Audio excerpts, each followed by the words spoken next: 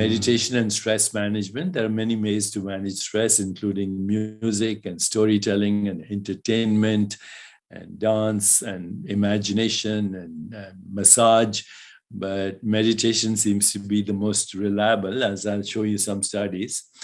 And then movement, both the aerobic movement to increase your cardiovascular capacity, strength training.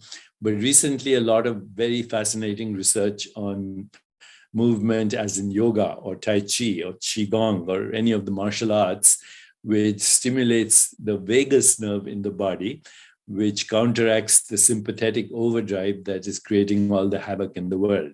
So even as we look at the COVID-19 pandemic, the people who are getting sick, mostly, if they were elderly, they already had a chronic disease and they had inflammation in the body, whether it's diabetes or heart disease or cancer or other autoimmune disease, but they had inflammation in the body that predisposed them to both morbidity and mortality from COVID-19. But even the younger people who were getting sick and dying were actually having what are called inflammatory storms.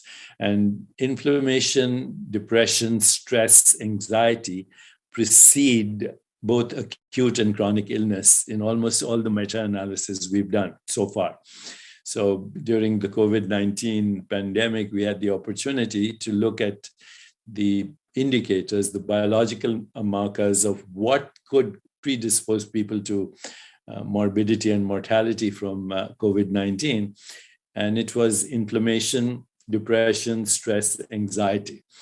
And this is all sympathetic overdrive, which creates increased levels of adrenaline, noradrenaline, cortisol, compromises the immune system, and creates inflammatory storms in the body. On the other hand, there's a nerve in our body, which is part of the sympathetic nervous system. It's called the vagus nerve, and all the physicians and health providers who are listening to this will recognize the vagus nerve is the 10th cranial nerve that moves from your midbrain and influences just about everything in your body. The vagus nerve is the healing nerve and counteracts sympathetic overdrive. So the vagus nerve interacts with the oculomotor nerve, influencing your eye movements. And by looking at a person's facial expression, you can see whether their eyes are expressing fear or anxiety or joy.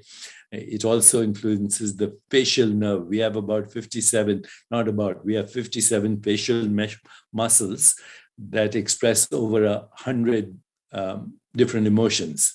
And the vagus nerve influences facial expressions, and then also microcirculation in the face. It influences the tone of voice. You can tell by listening to the tone of voice.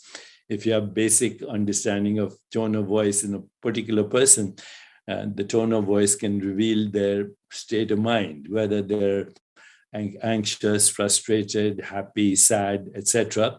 Even if they have a hangover, you can tell by the tone of voice. And then vagus nerve influences what is called heart rate variability. If you're relaxed, your heart rate variability is increased. If you're stressed, it's rigid.